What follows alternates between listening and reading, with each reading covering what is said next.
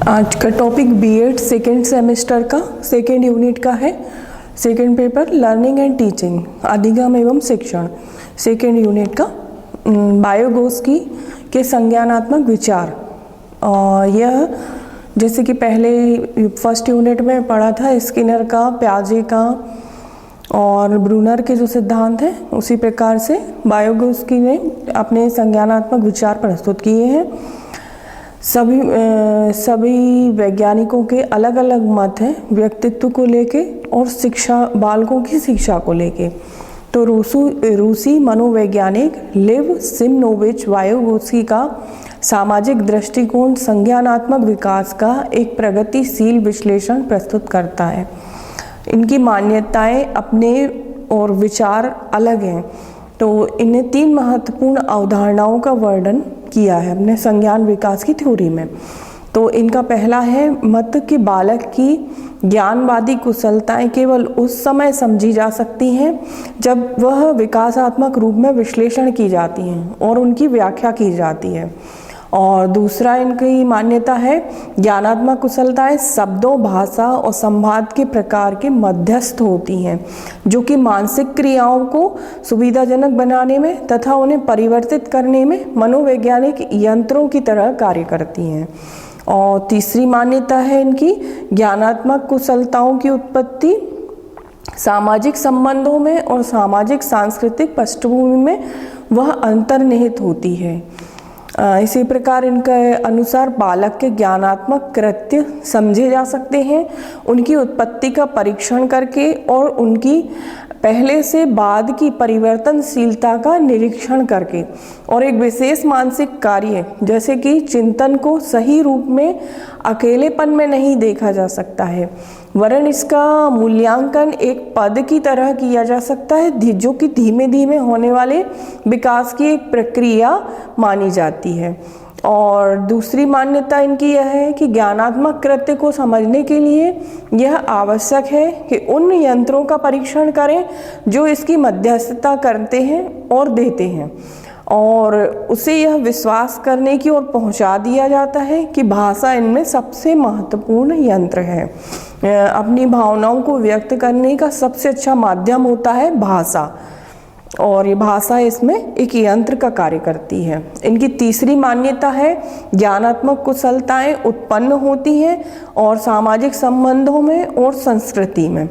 बायोगोस्की के दृष्टिकोण में बालक का विकास सामाजिक और सांस्कृतिक क्रियाओं में विलग नहीं किया जा सकता है। इसको सामाजिक और सांस्कृतिक दोनों पृष्ठभूमि पर परखा गया है। उसके बाद बायोगोस्की ने अपने विचार प्रस्तुत किए हैं।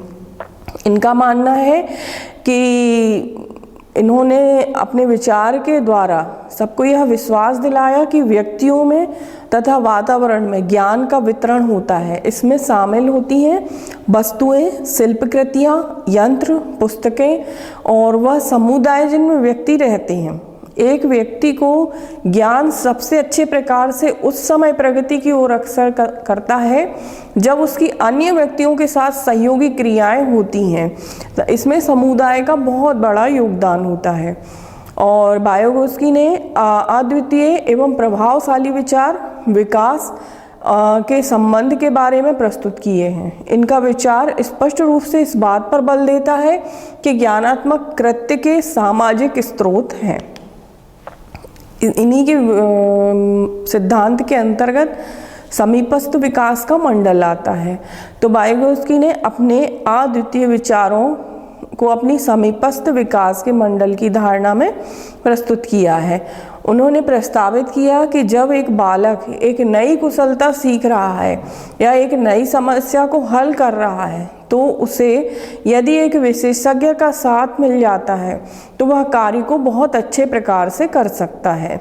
यद्यपि यह विशेषज्ञ की बराबरी का नहीं होगा। ये जरूरी नहीं है कि जो बालक कार्य कर रहा है और जिससे सीख रहा है वह उसके लेवल का हो या उसी स्तर पर उसको वह कर सके, लेकिन उस बालक के किए गए कार्य में विशेषज्ञ का विशेष सहयोग प्रदान होता है। यदि उसे खेलने में विशेषज्ञ का सहयोग मिल जाए और पढ़ाई में किसी विशेषज्ञ का सहयोग मिल जाए तो वो उस कार्य को अच्छे प्रकार से कर सकता है। वायोगोत्स्की ने उस भेद को जो अकेले निष्पादन करने में तथा सहयोग करने से निष्पादन करने में दिखाई पड़ता है, उसे ही समीपस्थ विकास मंडल कहा है। और नेक्स्ट इनका है पाड़ बांधना। तो पाड़ बांधने को इनने इसका वर्णन एक ऐसी तकनीक की तरह किया है जो सहायता के स्तर में परिवर्तन लाने की होती है। एक शिक्षण के सत्र में एक अधिक कुशल व्यक्ति निर्देशन की मात्रा में अनुकूल करता है विद्यार्थी के उस समय के निष्पादन के स्तर के साथ जबकि वह कार्य को विद्यार्थी सीख रहा है और नया होता है, और अधिक कुशल व्यक्ति सीधे शिक्षण देने का उपयोग कर सकता है। जैसे जैसे विद्यार्थी की कुशलता बढ़ती जाती है, निर्देशन का स्तर कम होता जाता है। इसमें भी वही है, समीपस्थ मंडल का उदाहरण है कि जैसे कि यदि किसी कार्य को करने में किसी विशेषज्ञ का सहयोग प्रदान होता है तो वह कार्य उतना ही कुशलतापूर्वक संपन्न होता है। फिर नेक्स्ट इन्होंने बताया भाषा तथा विचार। तो इनका मानना था कि बालक भाषा का प्रयोग न केवल सामाजिक संप्रेषण में करते हैं और जबकि योजना बनाने में, पथ प्रदर्शन में और अपने व्यवहार का आकलन करने में आत्मनियमन के रूप में भी करते हैं। और भाषा का प्रयोग आत्मनियमन के लिए आंतरिक भाषा या निजी भाषा का कहा जाता है। और इसी मत के अनुसार प्याजे ने भी अपना मत दिया है कि निजी वाणी अहम केंद्रित होती है और अपरिपक्व भी होती है, लेकिन वायोगोत्स्की के अनुसार प्रारंभिक बाल्यपन के वर्षों में यह एक महत्वपूर्ण यंत्र विचार का होता है। मतलब इस कार्य में जो मुख्य यंत्र है वह विचार है और विचार केंद्रित है, और प्याजे के मत में अहम केंद्रित था, इसमें विचार है। वायोगोत्स्की के विचार में भाषा और विचार प्रारंभ में एक दूसरे के स्वतंत्र रूप से विकसित होते हैं और फिर एक दूसरे में मिल जाते हैं। उनके अनुसार सब मानसिक कृत्यों की बाहरी या सामाजिक उत्पत्ति होती है। बालकों को एक दूसरे के साथ संप्रेषण करने के लिए भाषा का प्रयोग करना चाहिए, इससे पहले कि वह अपना ध्यान अंदर की ओर अथवा अपने निजी विचारों की ओर केंद्रित करें। मतलब इसमें यह है कि चिंतन से अधिक प्रभावशाली जो संप्रेषण होता है आपसी, वह उसका सबसे उपयुक्त माध्यम होता है भाषा। बालकों को बाहरी रूप से संप्रेषण करना चाहिए और भाषा का उपयोग लंबे काल तक करना चाहिए, इससे पहले कि बाहरी से अंदरूनी वाणी की ओर बदलाव आ जाए। यह बदलाव 3 से 7 वर्ष की आयु के बीच होता है।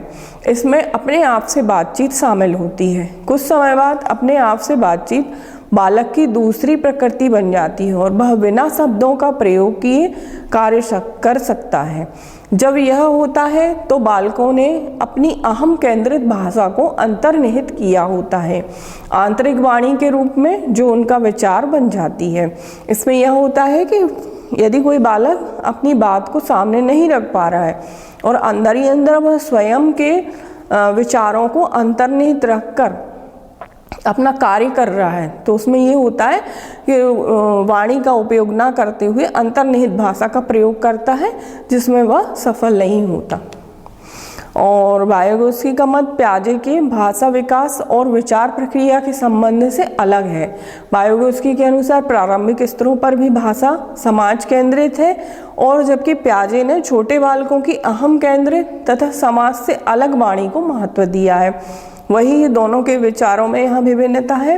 वायोगोत्स्की ने अपने विचार में भाषा को महत्व दिया है कि बोलकर बच्चा अच्छे से एक समाज में या अपनी बात का संप्रेषण कर सकता है, और प्याजे ने अहम केंद्रित विचारों को महत्व दिया है जब बच्चा बोल नहीं पाता और अपनी बात बिना बोले ही समझाने का प्रयत्न करता है, तो उस विचार को प्याजे ने महत्व दिया। इस प्रकार दोनों के विचारों में विभिन्नता है। अनुसंधानकर्ताओं ने जो भी विचार इसमें प्रस्तुत किए हैं उसमें वायोगोत्स्की के इस दृष्टिकोण को उपयुक्त माना है कि निजी वाणी का सकारात्मक भूमिका बालकों के विकास में उपयुक्त होती है। Thank you.